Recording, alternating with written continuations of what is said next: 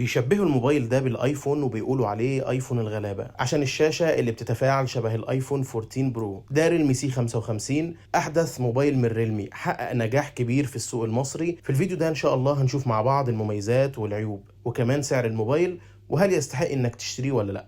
يلا بينا نبدأ الفيديو.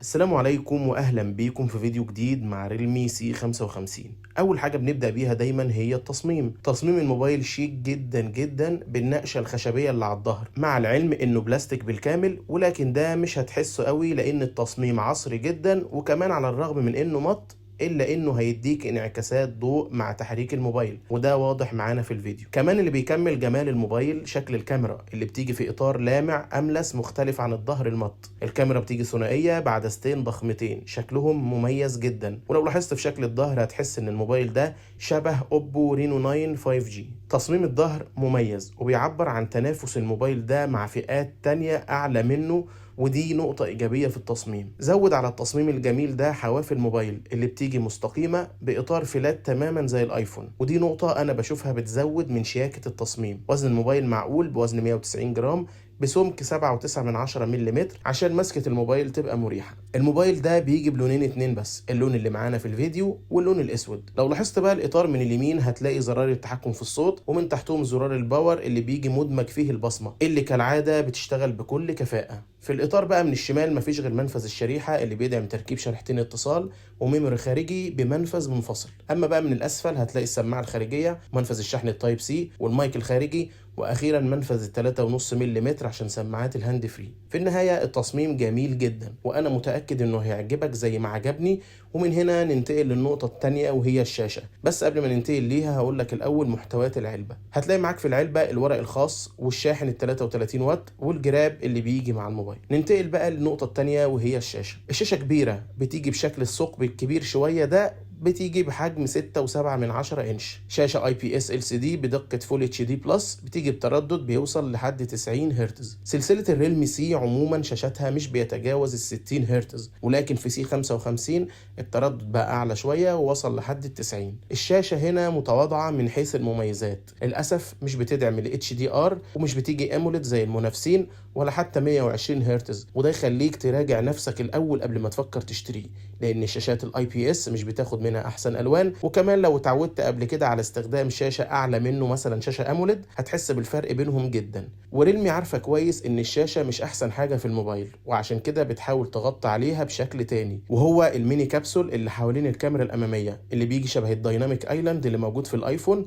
ولكن كشكل بس. وبقول لك كشكل عشان استخداماته محدوده جدا ومفيش تفاعل مع الاشعارات، هي بس ميزه من خلال السوفت وير تشتغل عند الشحن وبعض الاشعارات الخفيفه. وممكن ريلمي بعد كده في اي سوفت وير قادم تزود من مميزاتها. الشاشه مش احسن حاجه زي ما قلت لك في الاول، وفي منافس شرس للموبايل ده بيقدم شاشه اموليد وهو ريدمي نوت 12، وان شاء الله الفيديو الجاي نعمل مقارنه ما بينهم. بس خليك متابع وما تنساش طبعا تشترك في القناه عشان يوصلك كل جديد. حواف الشاشه ممتازه ومتناسقه جدا مع الشاشه على الرغم من انها IPS عاديه الا انها متميزة في منطقتها، ولكن طبعا لا تقارن بالأموليد عشان الألوان طبعا وزوايا الرؤية. الشاشة سطوعها متوسط بيوصل معاك في الشمس لحد 680 نتس، وده رقم مش كويس لأنك مع الإضاءة الخارجية مش هتبقى إضاءتها أحسن حاجة. أخيرا الشاشة مش عليها أي طبقة حماية، لكن بتيجي عليها سكرينة متركبة جاهزة في العلبة. في النهاية الشاشة هتاخد منها المطلوب على إنها شاشة IPS. وكمان اعرف وانت بتشتري إنك هتتعامل مع الشاشة دي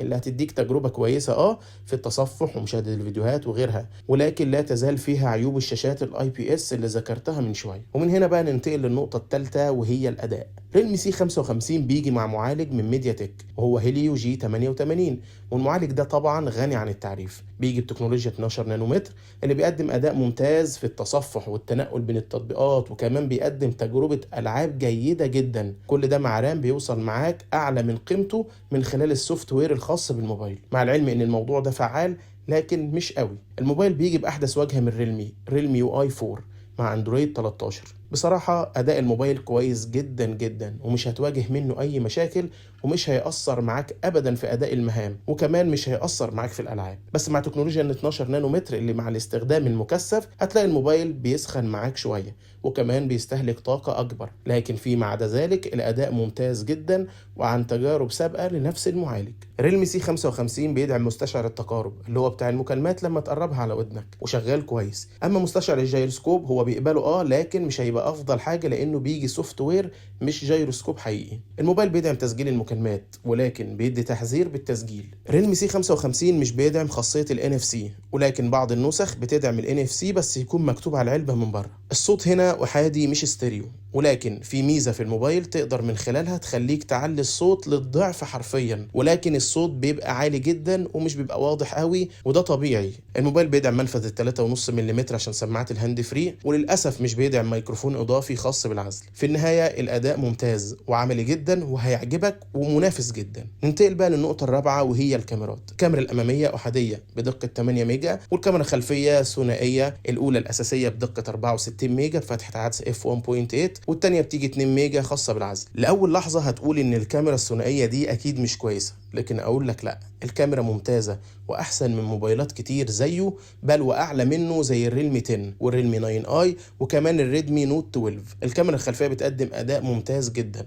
خصوصا مع استخدام الكروما بوست اللي بتعالج الصور بشكل جيد جدا عشان تكون مناسبة للرفع على مواقع التواصل الاجتماعي بشكل مباشر وكمان بجودة عالية. ريلمي في أغلب موبايلاتها بتتميز بالكاميرا الأمامية، لكن هنا في ريلمي سي 55 الموضوع مختلف شوية لأن الأداء بتاعها مش أفضل حاجة. بالنسبة بقى لتصوير الفيديو هتاخد تصوير بدقة 1080 معاك لحد معدل 30 و60 فريم في الثانية، ومفيش أي تثبيت للصورة، وكمان مفيش أي عزل للصوت، يعني مش هتلاقي مايك تاني خاص بالعزل. الصور في الكاميرا الأساسية هتاخد منها لقطات جميلة زي اللي بيتم تصويرها في الإضاءة العالية، لأنها بتبقى غنية بالتفاصيل والألوان العميقة الحيوية، على عكس لقطات الكاميرا التانية وحيدة اللون اللي مسؤولة عن العزل، ولكن مش مفيدة أوي في التصوير. هي وظيفتها إن هي بتساعد الكاميرا الأساسية إن هي تكتشف العمق وتعزل الجسم عن الخلفية في تصوير البورتريه، وده مش بيبقى أحسن حاجة للأسف في الموبايل. في النهاية الكاميرا جميلة وأدائها ممتاز على الرغم من إن هي ثنائية، لكن ما تقلقش، الكاميرا الثنائية دي أفضل من كاميرات كتير منافسة، وخلي بالك الأمامية مش أحسن حاجة.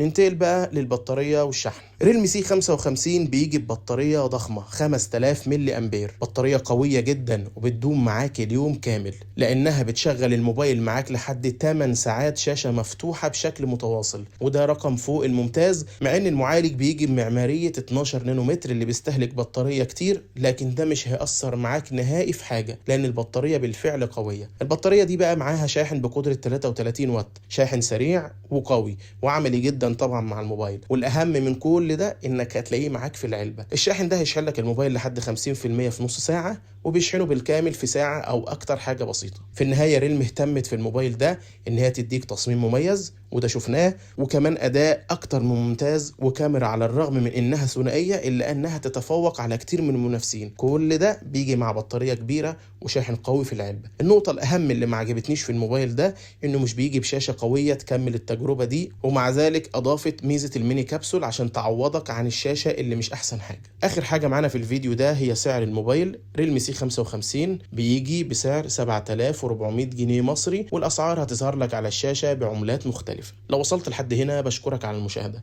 ولو عجبك الفيديو ده ما تنساش تعمل لايك واعمل اشتراك في القناة عشان يوصلك كل جديد إن شاء الله. شكرا على المشاهدة، وشكرا 37,000 مشترك. مع السلامة.